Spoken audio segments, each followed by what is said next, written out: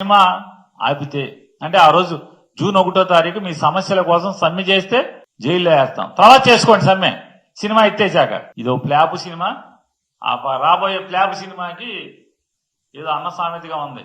నిర్మాతలు హీరోలు అన్కంట్రోల్డ్ గా సాక్షాత్తు ఇదే పవన్ కళ్యాణ్ గారు సాక్షాత్తు ఇవాళ ఉప ముఖ్యమంత్రిగా ఉండి ప్రజల కోసం ఉద్యోగం చేయకుండా సినిమా షూటింగులు చేసుకుంటూ కాలం వెళ్లదీస్తున్నటువంటి ఇదే పవన్ కళ్యాణ్ గారు ఆ రోజు జగన్మోహన్ రెడ్డి గారి ప్రభుత్వాన్ని నోటికొచ్చినట్టుగా మీరెవరు, అసలు నువ్వెవరు, డబ్బులు మాయి, మా డబ్బులతో మేం సినిమా తీసి మా ఇష్టం వచ్చినట్టు జనాలకు చూపించి మా ఇష్టం వచ్చిన రేటుకి మేము టికెట్ అమ్ముతాం, నువ్వెవడవి అని చెప్పి ఆ రోజు కారు కూతలు కూసినటువంటి పవన్ కళ్యాణ్ గారి పార్టీ తరపున గెలిచి పవన్ కళ్యాణ్ గారి సినిమా ఫీల్డ్ ని ఉద్ధరిస్తారని ఆ శాఖ ఆ పార్టీకి తీసుకుని దాని తరపున పనిచేసేటువంటి రాష్ట్ర మంత్రి పవన్ కళ్యాణ్ గారి సినిమా రిలీజ్ కి థియేటర్ యాజమాన్యాలు సమ్మె ప్రకటించినాయి. వాళ్ళని జైల్లో వేయండి ఆ నాయకుల్ని అని చెప్పి ప్రభుత్వం తరపున మంత్రి పోలీసు శాఖని ఆదేశించాడు. అంటే రాతపూర్వకంగా వీళ్ళ దౌర్భాగ్య స్థితి, వీళ్ళ డబుల్ స్టాండర్డ్స్, వీళ్ళ రెండు ముఖాలు ఆ రోజు ఏం మాట్లాడారు, ఇవాళ ఏం ప్రవర్తిస్తున్నారు. మరి మీరెవరు, నువ్వెవరు? సినిమా నిర్మాతలకి, డిస్ట్రిబ్యూటర్లకి, ఎగ్జిబిటర్లకి తగు నడుస్తుంటే వాళ్ళకి సమస్యలుంటే నీ సినిమా వాయిదా వేసుకోవాలి కదా, నీ సినిమా వాయిదా వేసుకోవాలి. అంతేగాని బెదిరించడం, జైల్లో వేస్తామని డీజీపీకి ఆదేశాలు ఇవ్వటం, ఏమంటారు దీన్ని? దివాళా కోరుతనం కాదా పవన్ కళ్యాణ్ గారిది? ఏమంటారు, దివాళా కోరుతనం కాదా అన్న? ఆ రోజు ఏం మాట్లాడావు, ఆ రోజు ఏం ఎగబడ్డావు, తెగబడ్డావు. ఇవాళ నీ చెప్పు చేతల్లో ఉండేటువంటి ఒక మంత్రితో నీ సినిమా కోసం కొన్ని థియేటర్లోనే పిలిచి ఏమన్నా సమస్యలు ఏంటని అడిగావా? ఆ మంత్రి అడిగాడా? ఆయన అడగడు. ఆ మంత్రి గారు అడగాలి కదా. కొన్ని సినిమా వాళ్ళని పిలిచి ఏంటి సమస్య ఏంటి అని అడగాలి కదా. అయ్యేం అడగరు. అడగకుండా జైల్లో వేస్తాం మీరు గనక సినిమా ఆపితే. అంటే ఆ రోజు జూన్ 1వ తారీఖు మీ సమస్యల కోసం సమ్మె చేస్తే జైల్లో వేస్తాం. తర్వాత చేసుకోండి సమ్మె, సినిమా ఎత్తేసాక. ఇదో ప్లాప్ సినిమా, రాబోయే ప్లాప్ సినిమాకి ఏదో అన్న సామెతగా ఉంది. ఈ రాబోయే ప్లాప్ సినిమాకి మళ్ళీ జైల్లో వేస్తాం. ఆయ్యాలండి, అదే చెప్తున్నాను. సినిమా ఎవరిది? ప్రభుత్వాందా? థియేటర్లు ప్రభుత్వానియా?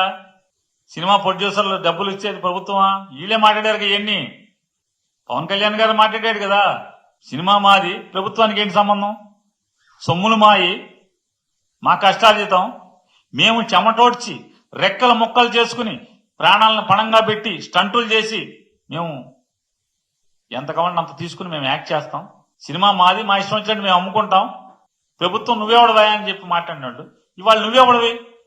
సినిమా థియేటర్లని వాళ్ళ సమస్యల కోసం సమ్మెకెళ్తానంటే నువ్వెవడివి అంటున్నా. పోనీ పిలిచి అడిగావా? అరే ఒక్కోటి 50 కోట్లు 100 కోట్లు విలువైనటువంటి ఆస్తిలో ఉన్న ఒక్కొక్క సినిమా హాలు మల్టీప్లెక్స్లకి అయితే కనీసం ఆ సమస్య ఏంటో తెలుసా అసలు నీకు? మల్టీప్లెక్స్లకేమో షేరింగా, పర్సంటేజా? సింగిల్ థియేటర్ అయితేనేమో అద్దెస్తావా? కనీసం వాళ్ళ బట్టలు తుక్కునే డబ్బులు కూడా రావట్లేదు కదా. దాన్ని సమస్యగా పెట్టి మాకు కూడా మల్టీప్లెక్స్లకు ఇచ్చినట్టే వారం అద్దె కాకుండా మాకు కూడా పర్సంటేజ్ ఇవ్వండి అని వాళ్ళు అంటున్నారు. జనసేన పార్టీ నాయకులు, కార్యకర్తలు చెప్పుకునే ముందు పవన్ కళ్యాణ్ అభిమానులు, మెగాభిమానులు, ఇది మీరు మెగాభిమానులు పెట్టుకుంటారో పవన్ కళ్యాణ్ అభిమానులు పెట్టుకుంటారో మీ ఇష్టం. కానీ అందరం కూడా రాజకీయాలు రాకముందు అంతా అభిమానుల సంఘంలో అభిమానులు ఉన్నాం కాబట్టి మేమంతా అభిమానుల తరపున మాట్లాడాల్సి వస్తాం కాబట్టి ఈ ప్రెస్ మీట్. గత 2 రోజులుగా ఎక్కడ సోషల్ మీడియాలో చూసినా, ఏ టీవీలో ఎక్కడ వార్తలు చూసినా, ఎక్కడ 4 అభిమానుల సంఘాలను కూర్చొని మాట్లాడుకున్నా, ఈ 1వ తారీఖు జూన్ 1వ తారీఖు నుంచి థియేటర్లు బంద్ చేస్తున్నారు, వాళ్ళకి రెవెన్యూ రావట్లేదని, వాళ్ళకి ఇబ్బందులు ఉన్నాయని, కరెంటు బిల్లు కూడా రావట్లేదని మాట్లాడుతున్నారు. ఓకే, మేము దాన్నే వ్యతిరేకించట్లేదు. కానీ పవన్ కళ్యాణ్ గారి సినిమా ఎప్పుడు వస్తే అప్పుడే మీ కష్టాలు గుర్తొస్తాయా?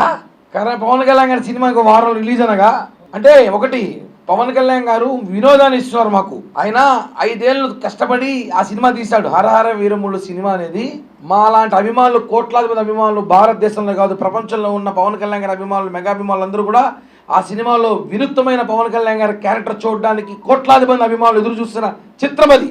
ఆయన డిప్యూటీ సీఎంగా ఎన్నో సేవా కార్యక్రమాలు చేస్తూ బిజీగా ఉన్నా కూడా ఆ సినిమా అభిమానులకు ఇస్తాను, మాట ఇచ్చాను, నేను ఈ 3 సినిమాలు చేసి తీరుతానని చెప్పి ఆ సినిమాలు చేసి తిన్నారు.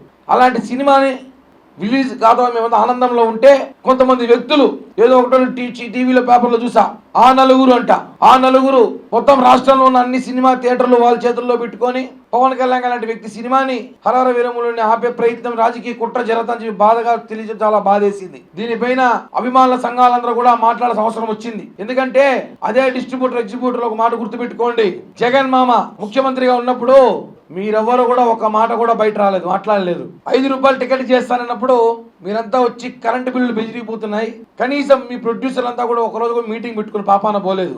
ఆ రోజు మీరు జగన్మోహన్ రెడ్డి ఇంటికి పోతే 2 కిలోమీటర్ల కారు పెట్టించి నడిపించి మిమ్మల్ని పిలుచుకొని వచ్చినారు. మీకు గుర్తుందో లేదో, ఇదే పవన్ కళ్యాణ్ గారు అధికారం రాగానే మిమ్మల్ని అంతా పిలిపించి కూటమి ప్రభుత్వం అధికారంలో మీరు కూడా భాగ్యసమయ్యారు కాబట్టి మిమ్మల్ని అంతా మీకు ఏం కష్టం వచ్చినా నేనున్నాను అని చెప్పి మీ అందరికీ సాలవాలు కప్పి సన్మానం చేసిన వ్యక్తి పవన్ కళ్యాణ్ గారు. మా బాధ ఏమంటే మేము ఎదురు చూసిన సినిమాని ఎవరు ఆపాలనుకుంటున్నారు? ఎందుకు పవన్ కళ్యాణ్ గారి సినిమా వచ్చినప్పుడే వీళ్ళ కష్టాలన్నీ గుర్తొస్తాయి, ఇబ్బందులు గుర్తొస్తాయి? అది అర్థం కావట్లా. అధికారంలో మేము ఉన్న ఇదే సమస్య, ప్రతిపక్షంలో ఉన్నదే సమస్య. మేము 2 రాష్ట్రాల ముఖ్యమంత్రిని చేతులెత్తి జోడించి ఒకటి అడుగుతున్నాం, సార్ వినోదం ఇది, పవన్ కళ్యాణ్ గారు సినిమా డబ్బు కోసం చేయట్లేదు, ఆయన మాకు వినోదాన్ని ఇస్తున్నారు. మా వినోదానికి అడ్డొస్తే అభిమానులు విధ్వంసకులు అవుతారు, మళ్ళీ విధ్వంసాలు జరుగుతాయి. ఎందుకు చెప్తానంటే మేము చాలా సేవా కార్యక్రమాలు చేసేవాళ్ళం. మొన్న ఎలక్షన్లో చూసుంటాం ఎలా పనిచేసామో ఈ రాష్ట్రం కోసం. పవన్ కళ్యాణ్ గారు మాట కోసం మేము గౌరవించి కొన్ని విషయాలు దూరంగా ఉంటాం. ఎక్కడ కూడా ఎవరిని రెచ్చగొట్టడం కానీ, ఎవరిని బాధ పెట్టడం కానీ, ఎక్కడా కూడా మెగా అభిమానులు అంటే వాళ్ళు సేవా కార్యక్రమంలో ప్రజలకు ఉపయోగపడేలా ఉంటారు. కాబట్టి మెగా అభిమానుల నుండి మేమందరం కూడా ఈరోజు ఒక రాజకీయ నాయకుడికి ఎదిగినామంటే అభిమాన సంఘాల నుంచి వచ్చాం. అలాంటి మా అభిమాన హీరో సినిమాని మీరు రాజకీయ కుట్రలు చేయాలని ఆలోచన వస్తే మాత్రం మార్చుకోండి. ఇందాకే టీవీలో చూసా, ఏదో మీటింగ్ పెట్టుకుంటారంటే 30వ తారీఖు ఆ మీటింగ్ పెట్టుకుని నిర్ణయం తీసుకుంటామన్నారు. మీకు అభ్యంతరం లేకపోతే నేను ఒకటే చెప్తా, హరహర వీరముల సినిమా వచ్చిన తర్వాత పెట్టుకోండి మీటింగ్. ఏమున్నా ఆ మీటింగ్ అప్పుడు పెట్టుకోండి. అర్జెంటుగా ఈసీ మీటింగ్ ఏం పెట్టాల్సిన అవసరం ఉంది? అంటే రాజకీయం ఎక్కడ జరుగుతోంది, ఏదో బాధ మాకు. మా దుర్గేష్ గారు మినిస్టర్ గారు ఇందాక మాట్లాడుతూ ఒక మాట మాట్లాడారు, దీని వెనకాల ఎవరో ప్రోత్సాహం ఉందనేసి. అభిమానులుగా మేము ఒకటే అడుగుతున్నాం ఈ ప్రభుత్వానికి, ఆంధ్రప్రదేశ్ తెలంగాణ 2 ప్రభుత్వాలకి, దయచేసి లోతైన దర్యాప్తు చేయించండి. ఎందుకు పవన్ కళ్యాణ్ గారి సినిమా వస్తేనే ఎవరికి భయం, ఎవరికి అడ్డంకులు, ఎవరికి ఇబ్బందులు, ఇవన్నీ బయటికి రావాల్సిన అవసరం ఉంది.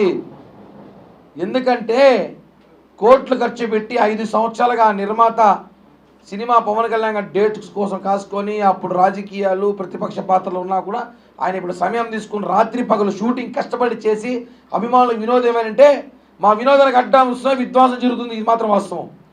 అభిమానులు దయచేసి రెచ్చగొట్టకండి, బాధ పెట్టకండి. మేమంతా ఉన్నాం కాబట్టి ఈరోజు సినిమా థియేటర్లు కానివ్వండి, మీ విలాసాలు, మీ భవనాలు, ఈరోజు ఎగ్జిబ్యూటర్ డిస్ట్రిబ్యూటర్ మీరందరూ కూడా మీకు ఏమైనా కష్టాలు బాధలు ఉంటే కళ్యాణ్ గారు లాంటి వ్యక్తితో మీరు కూర్చొని మాట్లాడచ్చు, చెప్పచ్చు, సమస్య పరిష్కరించుకోవచ్చు. అంతేగాని మా సినిమా వచ్చేటప్పుడే, గత ప్రభుత్వంలో మా సినిమా వచ్చినప్పుడే ప్రజలు కష్టాల్లో ఉన్నారు, పేదవాళ్ళు అయిపోతున్నారు, మహారాజులు చేద్దామని చెప్పి 5 రూపాయల సినిమా టికెట్ చేసినాడు జగన్మామ. 5 రూపాయల సినిమా టికెట్ వల్ల కోటీశ్వరులు అవుతున్నట్టు ప్రజలు. వకీల్ సాబ్ సినిమా వచ్చినప్పుడు అదే మరి చేసినాడు. భీమ్లా నాయక్ సినిమా వచ్చినప్పుడు థియేటర్లకి ఎంఆర్ఓల ఆర్ఓల్ని, ఆర్డీఓల్ని, ఎంఆర్ఓల్ని, విఆర్ఓల్ని పంపించి టికెట్లు ఇచ్చినాడు. వాళ్ళు ఎప్పుడైనా ఆఫీసుకు పోయారు.